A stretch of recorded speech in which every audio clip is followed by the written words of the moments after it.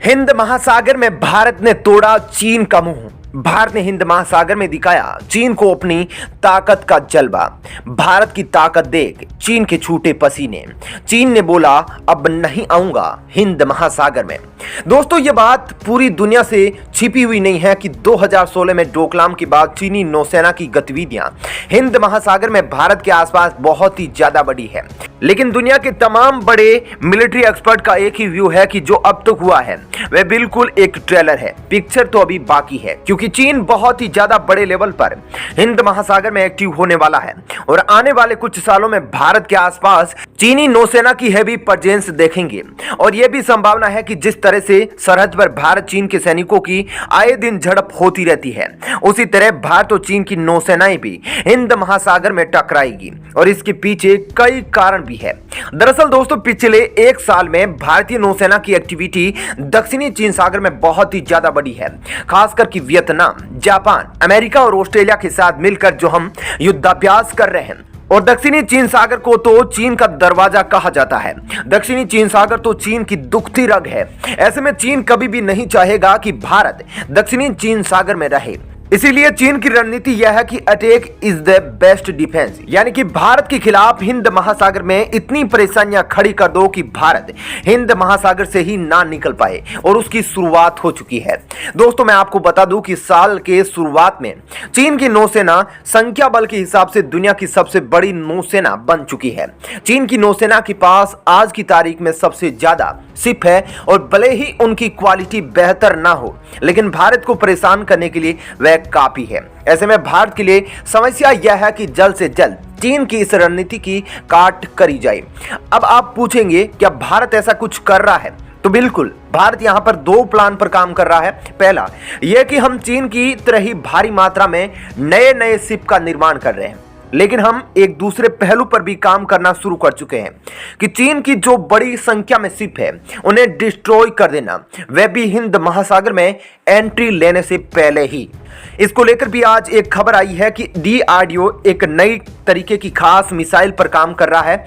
ये एक long range anti ship missile होने वाली है और कोई ऐसी वैसी एंटी शिप मिसाइल नहीं होगी ये। दरअसल डीआरडीओ इसमें एक महत्वपूर्ण चीज यूज करने वाला है, वह है SSDR टेक्नोलॉजी, यानी कि सॉलिड फ्यूल्स डक्टेड रैमजेट। इस वजह से यह मिसाइल काफी प्रभावपूर्ण, काफी एक्यूरेसी के साथ लॉन्ग रेंज पर दुश्मन की शिप पर स्ट्राइक कर सकेगी। इसके अलावा यह काफी इंटेलिजेंस मिसाइल भी होगी। बताया जा रहा है कि दुश्मन की शिप का सबसे कमजोर भाग होगा, वहां जाकर यह मिसाइल वार करेगी ताकि एक झटके में ही पूरी की पूरी शिप ब्लास्ट होकर पानी के अंदर समा जाए। वहीं दोस्तों मैं आपको बता दूं कि इस पर काम काफी तेजी से चल रहा है, क्योंकि जो central tool room and training centre है वह इसके लिए एक विंड टनल प्रोवाइड कराएगा। जिस विंड टनल में इसकी टेस्टिंग की जाएगी और इसके जो एरोडायनेमिक है उन्हें जांचा परखा जाएगा। तो भारत यहां पर डिफेंसिव रणनीति पर भी काम कर रहा है और अटैकिंग रणनीति पर भी जोर शोर से काम किया जा रहा है। भारत किसी भी मोर्चे को खुला नहीं छोड़ना चाहता है, जो कि भारत की एक बेहतरीन रणनीति है। वहीं दोस्तों हिंद महासागर में चीन की बढ़ती आक्रामकता को देखते हुए भारत अब पूरे हिंद महासागर और प्रशांत महासागर में अपनी इस पनडुब्बियों का जाल बिछा रहा है। क्योंकि दोस्तों चीन दिन पर दिन भारत के पड़ोसी देशों को अपने कर्ज के बोझ के तले नीचे दबाकर उनके यहां अपने नौसैन्य अड्डे बना रहा है। और यह बात भारत भली भांति जानता है, क्योंकि चीन धीरे धीरे म्यांमार, बांग्लादेश, श्रीलंका, पाकिस्तान और ओमान जैसे देशों में अपनी पहुंच धीरे धीरे बढ़ा रहा है। वहीं म्यांमार और श्रीलंका में तो चीन ने कब्जा ही कर लिया है। दोस्तों तकरीबन एक हफ्ते पहले हिंद महासागर में भारत और चीन की गतिविधियां काफी तेजी से बढ़ गई थी। यूं कहे कि बस चीन और भारत टकराने ही वाले थे, तो यह गलत नहीं होगा। दोस्तों कुछ महीने पहले ही भारत ने अपनी 1 किलो क्लास की सेकेंड हैंड पनडुब्बी को म्यांमार की नौसेना को गिफ्ट में दिया था। चीन की मिग क्लास की पनडुब्बी किलो की तुलना में भारत की उतनी ताकतवर नहीं है, लेकिन म्यांमार की नौसेना के लिए काफी फायदेमंद हो सकती है। लेकिन दोस्तों इसके बाद बड़ी खबर तब भाई जब एक टिकटॉक यूजर ने म्यांमार की टिकटॉक वीडियो को शेयर कर बताया कि एक चीनी पनडुब्बी देश की यांगोन नदी में घुसते देखी गई है, जिसके बाद दोस्तों हिंद महासागर क्षेत्र में भारत पूरी तरह से एक्टिव हो गया।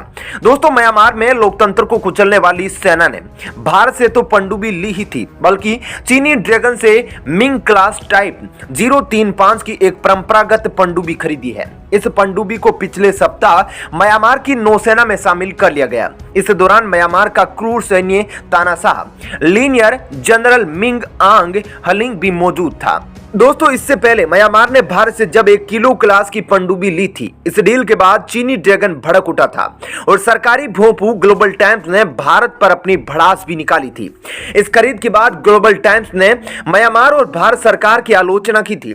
ग्लोबल टाइम्स ने कहा कि भारतीय सबमरीन का जीवन काल खत्म हो गया है, अपग्रेड करने से कोई सुविधा नहीं बढ़ेगी। इरावडी ने बताया कि चीन और म्यांमार के बीच पिछले साल इस सबमरीन को लेकर एक गुप्त समझौता हुआ था। इससे पहले म्यांमार ने चीन के उस शर्त को खारिज कर दिया था जिसमें उसने कहा था कि पनडुब्बी को चीनी इंजीनियर ही सबमरीन की मरम्मत करेंगे। हालांकि ताजा डील में म्यांमार ने ऐसा किया है या नहीं, यह अभी स्पष्ट नहीं है।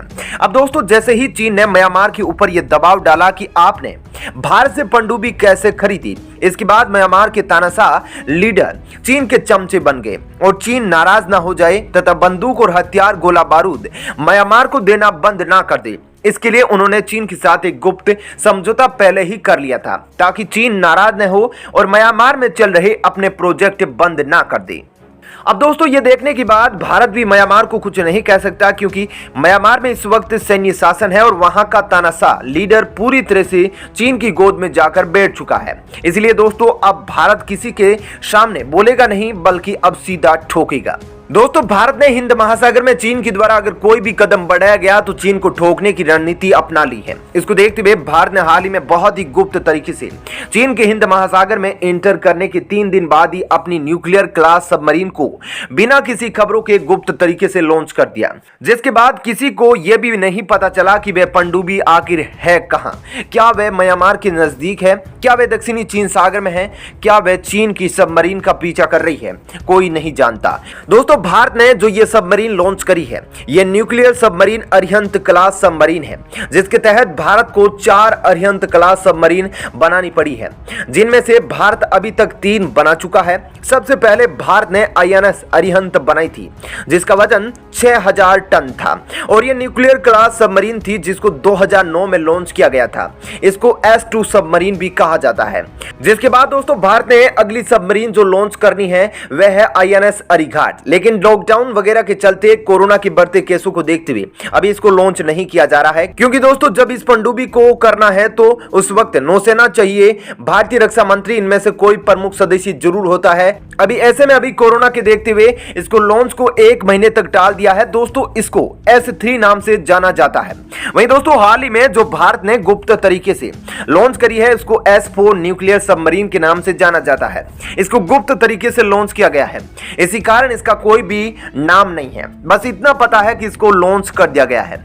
और दोस्तों ऐसा इसीलिए किया गया है क्योंकि न्यूक्लियर सबमरीन में एक तो बैलिस्टिक मिसाइल जैसे कि अग्नि प्राइम आदि जैसी मिसाइलें छोड़ने की क्षमता होती है, तथा न्यूक्लियर सबमरीन की यह विशेषता भी होती है कि उसको डीजल इलेक्ट्रिक सबमरीन की तरह पानी की सतह पर आने की जरूरत नहीं पड़ती है, क्योंकि न्यूक्लियर सबमरीन में एक अलग से छोटा सा न्यूक्लियर रिएक्टर लगा होता है जहां से उसको 6 से 8 महीने तक आराम से एनर्जी मिलती रहती है और यह बिल्कुल साइलेंटली आराम से चलती है, जिस कारण ना तो इसका कोई दुश्मन को पता चलता है और ना ही दुश्मन के रडार सिस्टम में आ पाती है।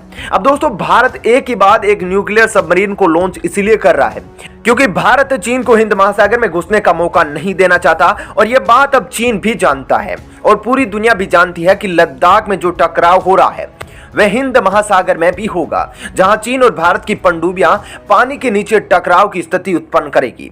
दोस्तों इस पूरे मुद्दे पर आपकी क्या राय है, आप अपनी राय कमेंट बॉक्स में लिखकर दे सकते हैं। जय हिंद, जय भारत।